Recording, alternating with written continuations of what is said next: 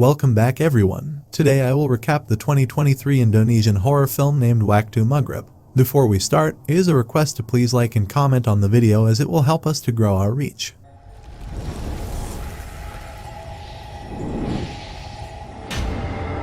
At the beginning of the movie, we see Karta, Rajat, and Wadi playing. Wadi tells them let's go home as it is already dusk. They both ask to wait for some more time, to which she says what if she gets kidnapped by a ghost. They both start making fun of her, so Wadi leaves alone for home. Rajat then hits the stick with such force that it goes inside the forest. Karta goes to find it, but it fell inside a hole, so he puts his hand inside to get it. Meanwhile, Wadi hears someone singing a song, due to which she gets scared, and then suddenly something pushes her and drags her away. Here, someone grabs Karta's hands as well, and when he pulls it, he finds that one of his fingers is gone. 30 years later, we see Saman and Adi taking a shortcut to go to school, where Adi bumps into Karta and falls. Saman helps him to get up and asks Karta not to hurt them, and then they run away from there. Now when they reach school, their teacher Miss Woro scolds them for getting late every other day. She tells them to go in now, and later, when the others go home, they will stay back for detention. Later, while returning home, Adi tells him he doesn't like going through the forest because of that rock, as they said Mr. Karta lost his finger there. Only then he notices that Saman is gone, due to which he gets scared, and we see a scary figure moving towards him, but then Saman scares him from behind. Now while they leave, Saman says that ghost doesn't exist and don't believe in superstitions. On the other hand, Ayu goes to deliver food to Karta, but he asks her to go home as it's almost dusk. Later that night, we see Saman trying to feed her bedridden granny when suddenly the door opens on its own. He gets scared seeing this, but only then his brother Saman comes there and he gets relaxed. Saman asks him why these honey bottles are still here, to which he says he forgot to deliver them and he will take them to Marto's shop tomorrow. Saman gets furious and tells him that he only had one job to do, and he can't even do that. He then brings his bag from inside and tells him that if these bottles are still here by the time he comes back, he really will beat him up. Now after he leaves, Saman notices a figure standing inside his house, but before he turns to look back, the entity disappears from there. The next day, they again get late for school, and Saman takes the honey bottle to school instead of Marto's shop. After school, he begs Miss Woro to let him deliver the honey or his brother will get mad at him, but she says no, and let his brother know what kind of student he is, and they are not leaving before cleaning the restrooms. That evening, we see them going to Jatijajar to watch the weighing show. Adi tells him that they should pray first, but Saman says they will be late, so they will pray at the Jatijajar mosque. On the other hand, Miss Woro notices that the door of her house is open, so she shuts it. Here Saman and Adi on the way were talking about how mean Miss Woro is, and he wishes she should just die. The driver asks Saman to watch his mouth, and suddenly the truck's tires explode, and Saman sees that scary entity on the roadside before their truck stops. Meanwhile, Woro hears someone knocks on the door,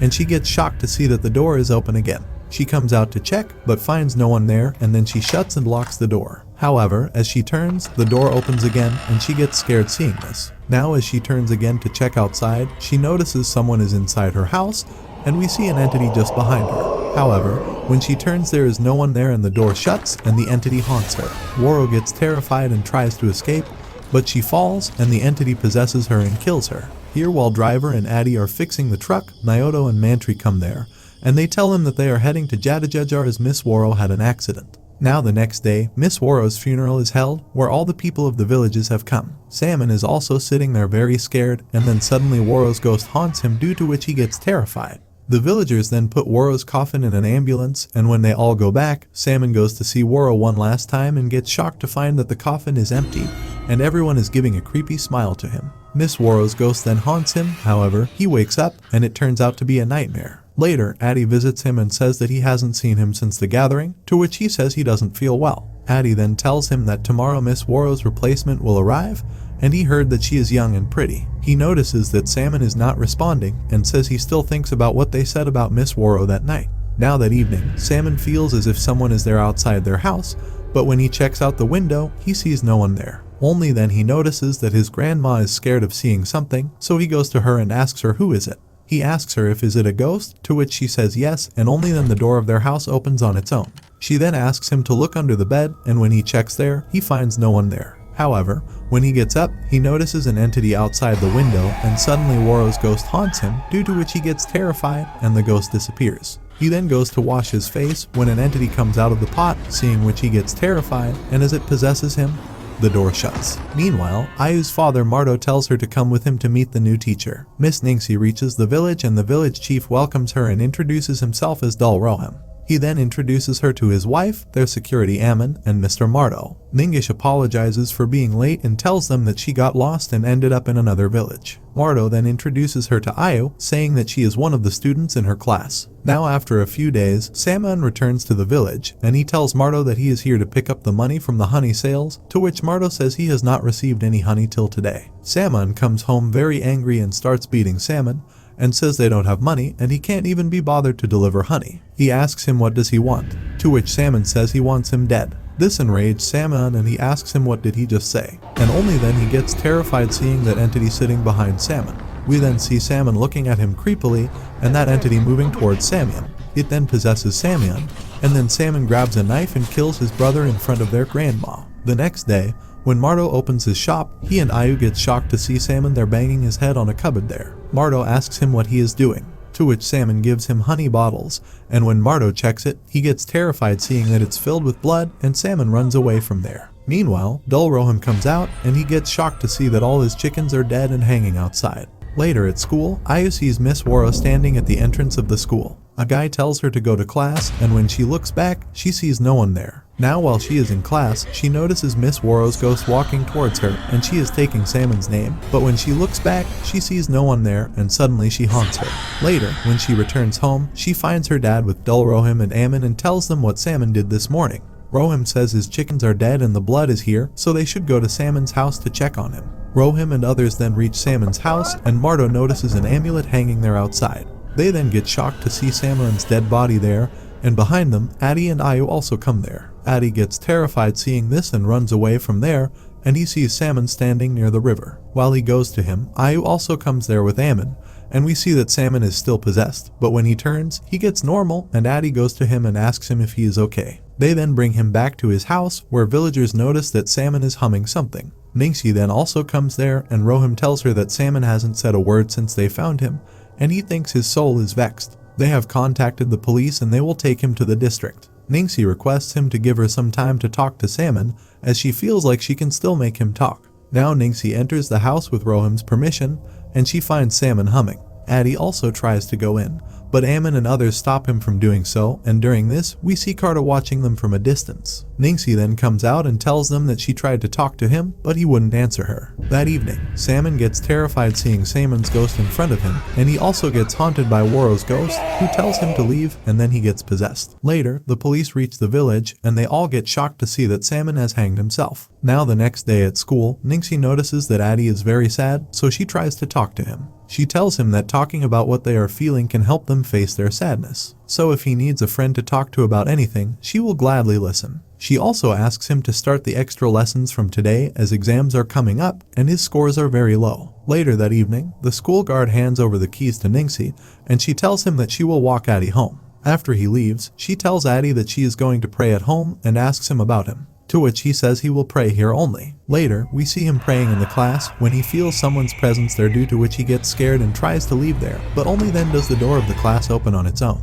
He thinks it's Miss Ningxi, but suddenly a chair flies and he comes out of the class, but only then he hears some noise and finds Saman mopping the floor. Saman then drops the mop and turns towards him and begins moving towards him asking him for help, and Adi gets possessed as well. The next morning, Adi's father finds him banging his head on a wall. He walks towards him asking what's wrong with him, but when he turns he is normal and he says sorry that he is still sleepy. His dad asks him to wash his face and then do his prayers, and when he leaves, we see that Adi is possessed again. Now when he comes out, he finds Carta outside his house, who runs away after seeing him, and we see the amulet outside his house as well. The next day at school, Ayu goes to Adi to ask him if he is okay, but he doesn't answer her. Now when she comes out of class, her pen falls, and when she bends down to pick it up, she gets haunted by Miss Woro's ghost. She then rushes to her class and finds that Adi is not there, so she sets out to find him, and Carta comes to her following her. That evening, a child named Bondin is playing outside his house when Adi comes there and calls him to play with him. Now the search for Adi and Bondin begins, as they both were missing, but even after searching for the whole night, they could not find them. The next day, Ningxi requests the students to go straight home after school, and once they reach home, they must pray so that Bondin and Adi will be found soon. Now after school, Ayu meets Ningxi and asks her does she get something yesterday. She asks her what does she mean, to which she shows her that amulet and tells her that it's to protect her from evil spirits. Ningxi asks her where did she get this, and then tells her to go home. Now in the evening, everyone starts taking their children inside the house, but Ayu starts going to pray. Mardo tries to stop her saying things are bad, but she leaves there saying she wants to pray so they can find Addie and Bondin soon. On the other hand, Rohim tells Imam that he doesn't think anyone else is coming to the mosque. Imam tells him that this is a test, and at times like this, they should be even closer to God. Meanwhile, Ayu finds Addie sitting in the middle of the road. He gets up with a dead animal and sickle on his hands, and as he turns towards Ayu, she gets terrified seeing that he is possessed. Here when Rohim hits the drum, he notices its sound is off and finds blood dripping from inside it. He goes to check it and gets shocked to see a dead body inside it, and he tells Imam about it. Here Addie starts moving toward Ayu, and she starts running away from him screaming for help.